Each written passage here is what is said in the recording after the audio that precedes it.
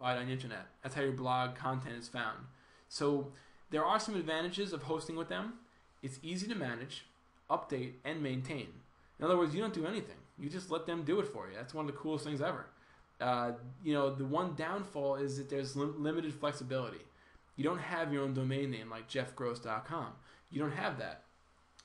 In fact, thegrosslife.com is actually a WordPress blog, but it's not on WordPress.com, as you can see. It's www.thegrosslife.com. So the flexibility simply isn't there in many ways when it comes to making a free WordPress blog on WordPress.com. However, it's where we're going to start, because you need to start somewhere. You need to start crawling before you can walk and before you can run. So we're going to crawl first, okay? When you host it yourself, like I do with this website that you found me on, you are responsible for all the technical maintenance and the problems that can arise, and the design issues and custom functions and whatever else may come about. You're responsible for that. One of the pros of doing it yourself is more flexibility. It's much more powerful, plain and simple. However, there are some technical skills required, and by some I mean a lot, if you're going to have to do it all yourself. All right, if you're going to try to maintain it, upload it, configure it, develop it, and make it exactly the way you want. Unless you outsource it, which is actually a huge topic of this website. Eventually, we'll get to that after all these videos are over in WordPress.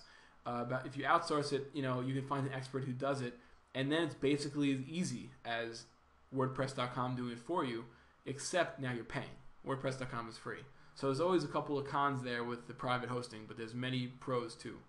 All right. So again, don't worry. We go into much deeper detail on both of these later on.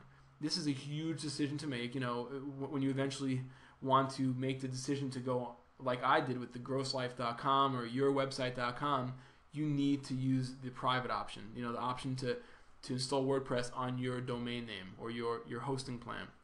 However, like I told you, the best way to start is the free WordPress version, the WordPress.com version, which we'll be making in the next few videos. So once you learn that, you can make a very smooth transition over to the other way that I told you about, like I did. You'll know the whole system inside and out. So it's the best way to start. Well, okay, so let's move on. Finally, what's in the next lesson? Well, first of all, in this lesson we went over a whole bunch of stuff. Definitions, a lot of dry stuff, a lot of theory, and reasons why you should be doing what you're doing right now and taking this course. I believe that it's really beneficial to you and everyone listening to this, and it's my opinion that WordPress is the best way to get started in terms of making a web presence. Out of any solution on the internet, WordPress is the best, and allows you to voice your opinion, let your voice be heard without worrying about technical mumbo jumbo. And that is the best part about WordPress. And there's many other good parts, but that was the best part for me when I first started, because I want to learn it and I don't have to worry about installing it and configuring it and programming it, and WordPress happened to be the best solution for me, and I'm passing on that knowledge to you. Okay? So in the next lesson, we can go over the most important part of any project, and that is planning and brainstorming. What's your blog going to be about? What are you going to talk about? How often will you talk about it?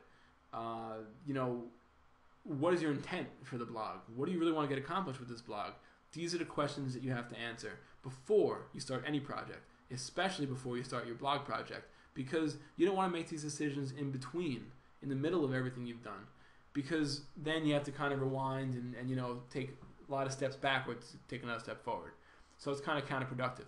So we're going to go over the planning and brainstorming aspects of making your own website, WordPress specifically, but this lesson carries over to any project we do in the future on my website. I plan and brainstorm more than a lot of people, I feel, because to me, I made a lot of mistakes in the past and just jumped into projects, jumped right in head first, and I've landed into some problems, put it that way.